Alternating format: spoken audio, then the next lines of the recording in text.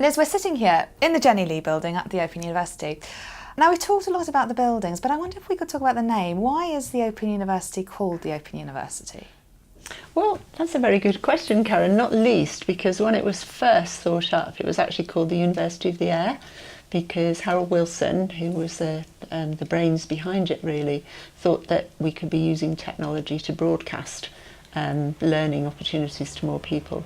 It became the Open University largely to reflect its mission, which is to be open to people, to places, to methods and ideas. And just in short, that means that anybody can come and study with us. They can study from anywhere.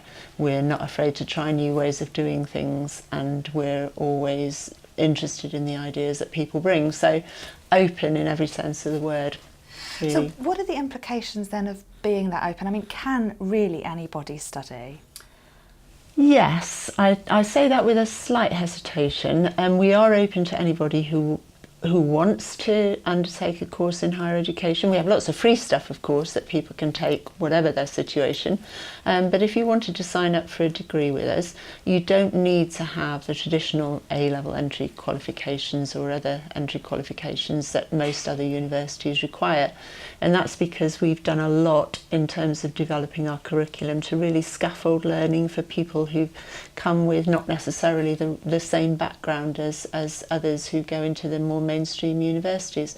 Many of our students are adults, so they'll have compensated to a great extent for that lack of A-level qualification by their experience in the workplace or by life experience, and they have a lot to bring to what we have to offer.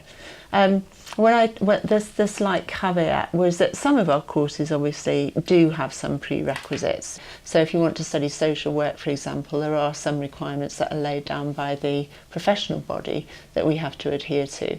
But in the main, anything that we offer is available for anybody to sign up for. We do know though that there are some students who maybe lack the confidence, just don't believe that they can do it. You know, they see the other people go to university and think, well, you know, it's not for the likes of me, I can't do it. And they lack that confidence, but really that is just a confidence thing. It's not that they lack the ability. So what we suggest to those students is that they go and take an access course. So the access modules, there are 3 of them, as you know, Karen. One around science, technology, engineering and maths, one in arts and languages, and another in kind of social sciences, psychology, working with children, that kind of thing. And each of those modules can be undertaken to help a learner develop the study skills that they need, and it really helps them to get into the way of working as an Open University student and really becoming part of the Open University community with less risk, if you like, than having to fork out or having to draw down on a student loan. And we do have a very generous fee waiver and fee support system for students coming from poorer backgrounds who really would like the opportunity but are put off by the thought of taking out a loan, particularly when they don't know if they're actually ready for it or not. So we do encourage people who have been out of education for a long time or who have maybe some concerns about their ability to succeed to think about taking the access route. But actually many students go straight onto our level 1 modules and they succeed. They do really well because of the way the courses are designed. Now Liz, I know that you've done a lot of work in widening participation, this whole idea that anybody from any sort of background, people who haven't maybe succeeded at school at all, so maybe people who have sort of that idea that they can't actually achieve, and you're saying that anybody can. But you've learnt a lot about those types of people who do succeed even though they may have not had very good grades at school.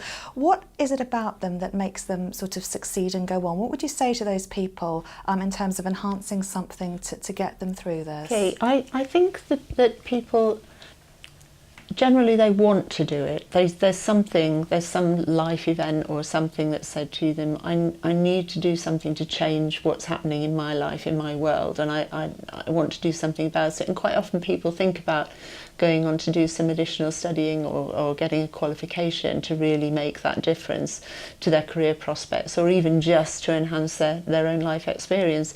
And I think that is part of the journey. So you might be absolutely terrified and you might think, I'm never going to be able to do this, but there's a little bit of you that says, actually I want it, it's something that I want to do and something that I think I can do.